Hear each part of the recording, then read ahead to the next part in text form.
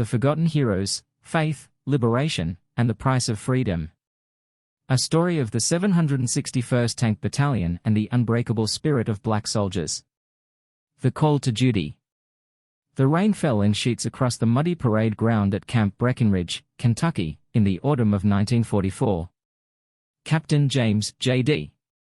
Richardson stood at attention, his uniform pressed despite the dampness, his eyes fixed forward with the kind of resolve that comes from knowing your purpose, even when the world refuses to acknowledge it. Behind him, 731 black soldiers, mechanics, drivers, gunners, commanders, and infantry support personnel, formed perfect military ranks. They were the 761st Tank Battalion, the United States Army's first all-black tank unit, and they were about to ship out to fight in a war where their own country didn't yet recognize them as fully human. J.D. had grown up in Atlanta, the son of a railroad worker and a schoolteacher. His mother, Margaret, had raised him on two things: respect for education and respect for faith. Every Sunday, without fail, they attended Mount Zion Baptist Church, where the pastor would preach about liberation and freedom, drawing parallels between the enslavement of the Hebrew people and the bondage of black Americans. One passage had always stayed with J.D., burning in his heart like an eternal flame, "And ye shall know the truth, and the truth shall make you free." John 8 verse 32. The truth, his mother had taught him, was that he was a child of God, created in his image, worthy of dignity and respect regardless of what any man-made law said. The truth was that slavery and segregation were sins against that divine image. And the truth, though it would take a lifetime to see it manifested, would eventually set his people free. But first, there was a different tyranny to confront. The order came through at 0600 hours on October 15, 1944. The 761st Tank Battalion was being shipped to Europe. Not as occupying troops. Not as support personnel. But as combat soldiers, the first black men to enter the European theater as tankers, bearing arms against Nazi Germany in the most mechanized war the world had ever known.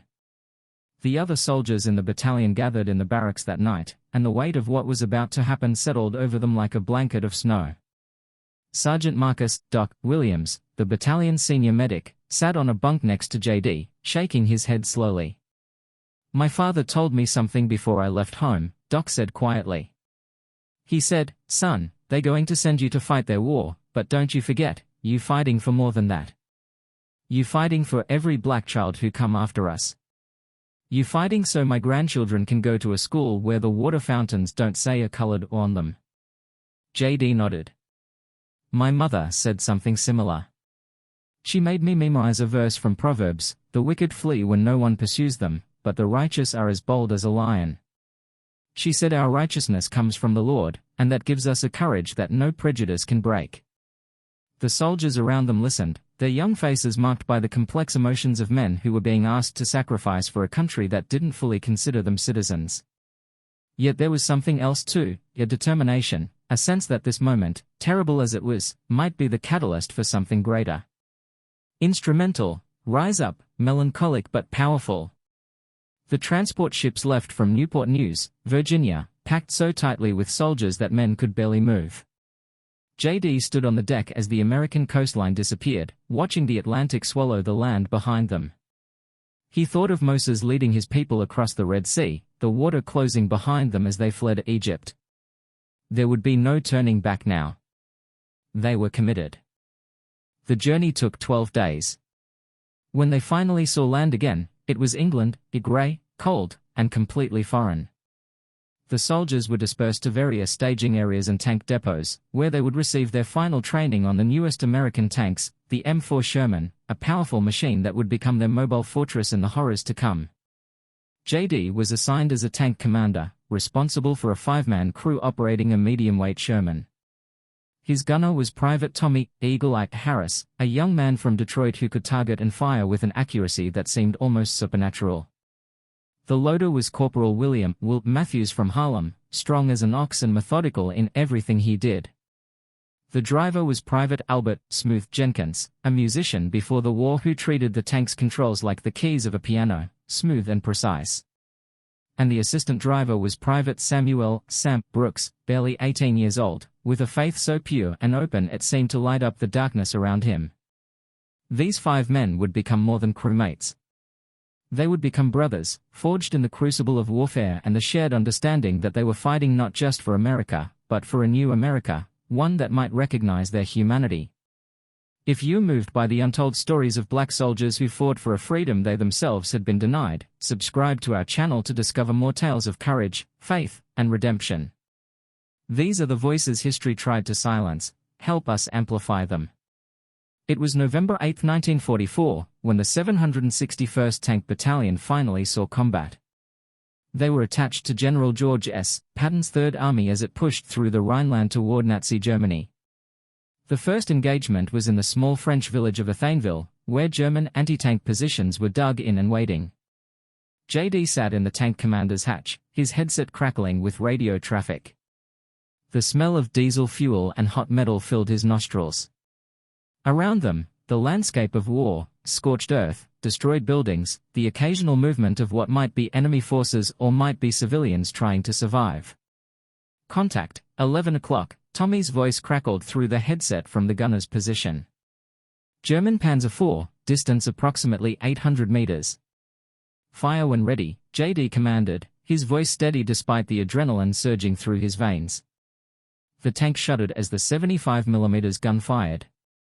Through his binoculars, JD watched the round impact the German tank, saw the explosion bloom across its armor. One shot. Direct hit.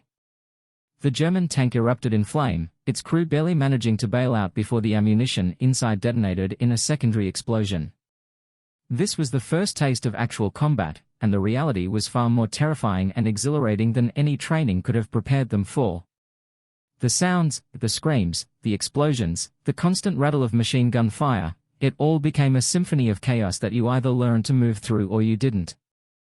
Over the following weeks, the 761st proved something that the military establishment had been reluctant to acknowledge: black soldiers could fight, could command, could lead with all the capability and bravery of any other American unit.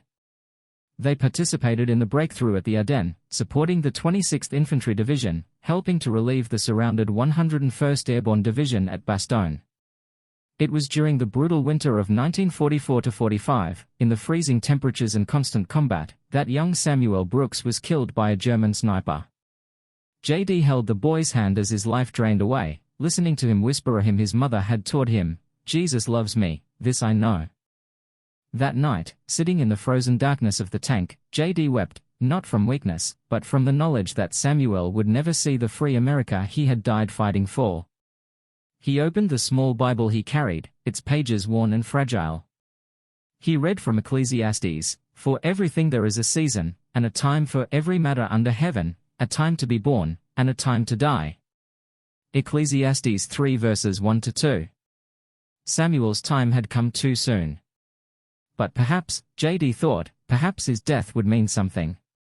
Perhaps it would be part of the larger narrative of liberation that was slowly, painfully being written across Europe and, eventually, would need to be written across America itself. Instrumental, requiem, solemn and reverent.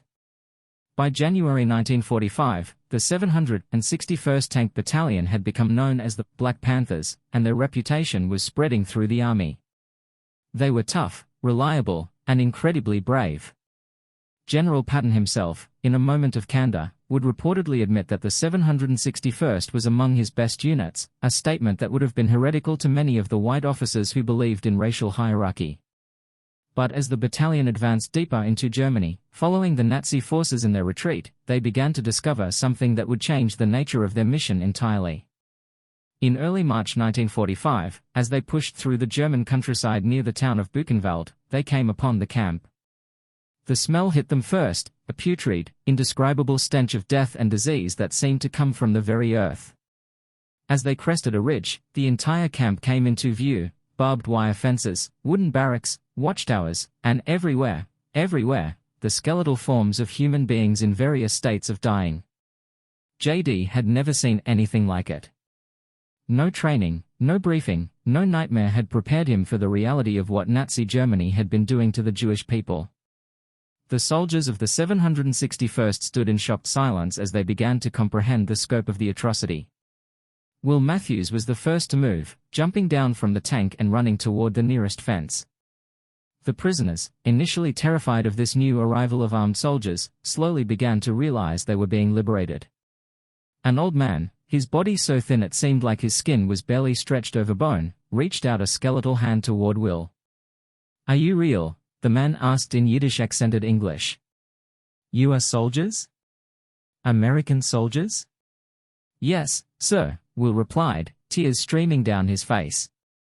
"We are American soldiers, and you're free. You're free now." What happened in that moment would echo through the rest of JD's life. A black American soldier, a man whose own freedom was constrained and limited by the laws of his own country, was liberating Jewish prisoners from one of the most horrific places on earth. The irony was crushing and profound. Over the following hours, the battalion worked to provide water, medical attention, and basic human dignity to the survivors.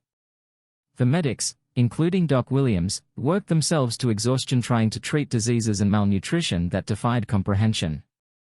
Many of the prisoners were too far gone, their bodies simply shutting down despite the rescue.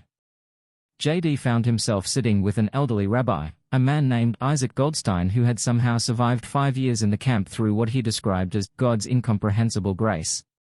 "You understand," the rabbi said to JD, his hand gripping JD's arm with surprising strength, "you understand what it means to be enslaved by a system that tells you that you are less than human." "Yes?" JD nodded slowly. "Yes, sir. I understand." "Then you understand something the world will need to learn," Rabbi Goldstein continued. "That oppression is the greatest sin against the divine, because it denies the image of God in another human being. You have freed us from one form of slavery. But you yourself will return to a country that practices another form. This is the struggle of our age, the struggle to see the image of God in every person, regardless of their skin or their faith." The rabbi's words burrowed deep into JD's soul. He thought again of John 8 verse 32, "And ye shall know the truth, and the truth shall make you free." But now he understood it differently. The truth wasn't just about liberation from external oppression. It was about the fundamental recognition of human dignity, the acknowledgement that every person, black, Jewish, German, American, was created in God's image. If this story of heroes fighting both for freedom and for human dignity has touched your heart, please like this video. Your engagement helps us continue telling these stories that mainstream media has forgotten. The war in Europe ended on May 8, 1945. The 761st Tank Battalion had fought in over 180 combat engagements, suffered 71 killed in action and 306 wounded, and earned a Presidential Unit Citation. They had proven, beyond any shadow of doubt, that black soldiers could fight with as much bravery and skill as any other unit in the American military. But as the soldiers began to rotate back to the United States for discharge or reassignment, they faced a new reality that would, in many ways, prove harder to bear than combat itself. JD was shipped back to Camp Shelby in Mississippi in the fall of 1945. The moment he stepped off the train and saw the sign, "Colored soldiers enter through side entrance," the full weight of the contradiction crashed down on him like a Sherman tank falling from the sky. He had just spent 18 months liberating an entire country from fascism. He had helped free Jewish prisoners from death camps. He had watched young Samuel Brooks die for American freedom. And now he couldn't even use the front entrance of a train station in his own country. The other soldiers felt it too. Will, Tommy, Eagle Eye, and the other members of the 761st who had made it back alive moved through America like ghosts, their uniforms marking them as heroes to some and as threatening to others, particularly in the South. One night, in a black-owned diner in Jackson, Mississippi, JD sat with Will and Doc Williams, the three of them in uniform, the medals on their chest gleaming under the fluorescent lights. "They're already scared of us," Will said, his voice tight with anger. "You can see it in how they look at us. We saved this country from Nazi Germany, and now we are the ones they want to control." Doc Williams was quieter, more measured in his response. He pulled out a worn copy of the Bible he had carried through the war. It had even been hit by shrapnel once, the damage visible in the scorched corner. "Listen to this," he said, opening to Psalm 23. "Even though I walk through the darkest valley, I will fear no evil, for you are with me."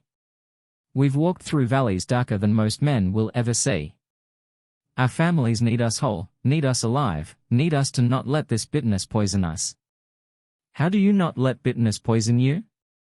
JD asked quietly. How do you see people being beaten and murdered for the color of their skin and not feel rage? You feel the rage, Doc replied. God gave us righteous anger. But you don't let it consume you. You channel it into action. You testify. You organize. You make sure the world knows what we did, what we are capable of, what we deserve. It was at that moment that JD made a decision that would define the rest of his life. He would not disappear into quiet obscurity. He would not allow the 761 SD's story to be forgotten. He would become a voice for his unit, for black soldiers everywhere, for the contradiction between American ideals and American practice. Instrumental, the struggle, powerful and determined. Over the following years, JD worked with historians, gave speeches at black colleges and churches, and participated in the nascent civil rights movement. He met with Martin Luther King Jr. twice, and they discussed the same contradiction that had haunted him since returning home, a nation that preached freedom but practiced slavery. In 1957, JD was in Montgomery, Alabama, when the buses were being integrated. He stood in the crowd as Rosa Parks refused to give up her seat, an act of courage that paralleled in its way the courage his unit had shown on the battlefield. This was the same struggle, just fought on different terrain, with different weapons. He thought often of Rabbi Goldstein, the elderly man he had liberated from Buchenwald. After the war, through a series of letters, they had maintained contact. The rabbi had moved to New York and was working to document the Holocaust, to ensure that the world would never forget what had happened. In a letter from 1950, the rabbi had written, "My dear James, I have often thought of you and that moment of liberation. You freed me from the camp, yes, but more importantly, you showed me that the image of God exists in all people, that my liberation was intertwined with yours, that we are all struggling toward the same freedom. The work is not over. It will not be over in our lifetimes. But each generation must do its part to bring that freedom closer." JD kept that letter in the same Bible that had accompanied him through the war. By the 1960s, the civil rights movement had reached its crescendo. JD, now in his mid-40s, was part of a delegation of black veterans who met with government officials, demanding recognition not just for their military service but for their humanity and their rights as American citizens. The government was slow to acknowledge the contributions of the 761st. Official histories either minimized their role or, worse, erased them entirely. But a grassroots effort by the veterans themselves, supported by the growing civil rights movement, began to change the narrative. In 1978, finally, officially, the U.S. Army issued a formal commendation to the 761st Tank Battalion for their extraordinary service. It was too late for many of the soldiers who had died, both in combat and in the years following, from the psychological wounds of discrimination and struggle. But it was something. What are your thoughts on the sacrifice of the 761st Tank Battalion and their struggle for recognition and equality? Comment below with your reflections. We read and respond to all comments, and your voice matters in keeping these stories alive. Chapter 4, Legacy and Liberation. JD was 78 years old when he gave his final public speech, at the dedication of a memorial to the 761st Tank Battalion in Washington, D.C., in 2001. His hands shook slightly as he gripped the podium, but his voice was still strong, still filled with the conviction that had sustained him through war and peace, through struggle and hope. When we fought in Europe, he told the crowd of soldiers, scholars, and ordinary Americans, we fought not just against Nazi Germany. We fought against the idea that some human beings are worth less than others. We fought against the notion that the image of God is somehow distorted in the souls of people with different skin colors or different faiths. He paused, looking out at the crowd. Among them were young black men and women in military uniform, alive in an America that was profoundly different from the one he had returned to in 1945. They could attend any school, eat at any restaurant, serve in any capacity in the military. They were free, not completely, not perfectly, but far more free than his generation had been. We paid a price for that freedom, JD continued. Samuel Brooks paid with his life.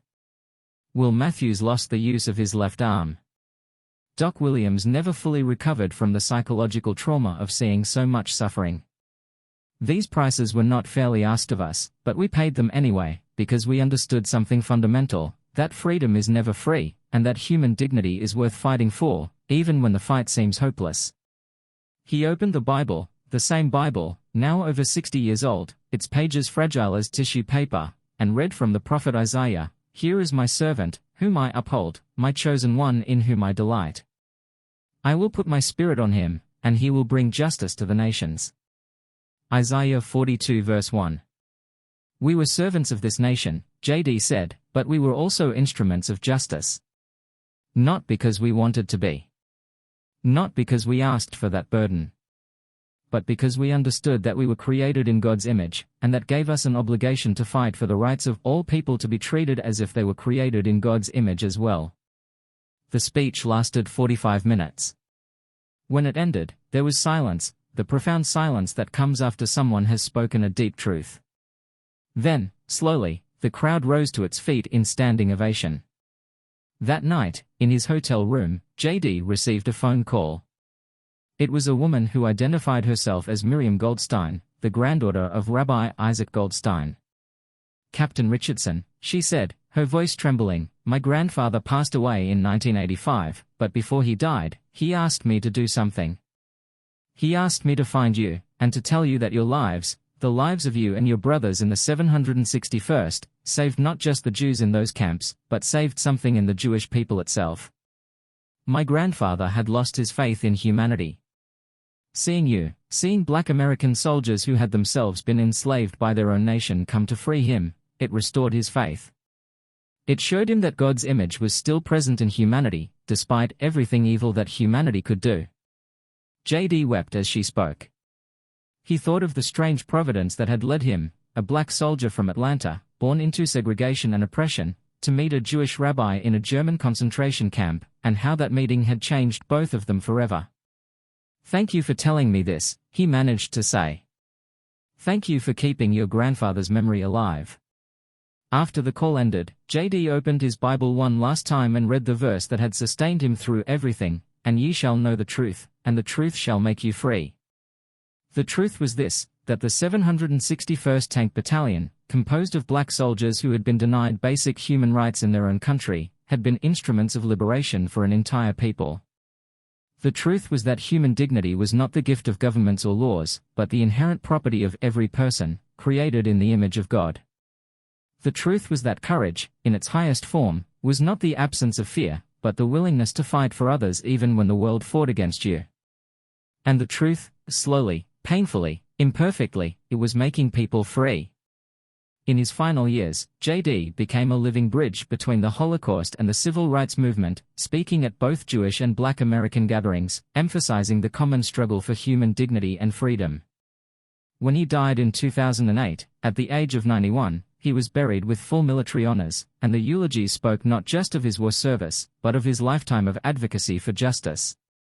But perhaps the most fitting tribute came from a young black soldier, a descendant of the communities that the 761st had fought to free, who stood at JD's grave and said, "This man showed us that being strong doesn't mean being hard. That having power doesn't mean using it to dominate. That the greatest victories are not always the ones you win with weapons, but with the courage to testify, to remember, and to demand that the world recognize the image of God in every human being." The legacy of the 761st Tank Battalion, those forgotten heroes who liberated death camps while facing Jim Crow at home, is a testament to the indomitable human spirit, the power of faith to sustain hope in the darkest times, and the eternal truth that freedom, genuine freedom, must include everyone, or it includes no one. In the end, it was not the tanks that mattered most, not the battles or the medals. It was the decision of ordinary men to do extraordinary things, to refuse to accept that they were less than human, and to fight, on the battlefields of Europe and in the streets of America, for the recognition that every person, regardless of skin color or faith, bore the indelible mark of the divine. That was the real victory. That was the true liberation. If this story of the 761st Tank Battalion has moved you, if you've been inspired by the courage and faith of these forgotten heroes, please subscribe to our channel right now. Like this video and comment below with your thoughts on how we honor the sacrifices of those who fought for freedom both on foreign battlefields and at home. Share this video with others who need to hear these stories. Let's ensure that the 761st Tank Battalion is never again forgotten. Thank you for witnessing their legacy.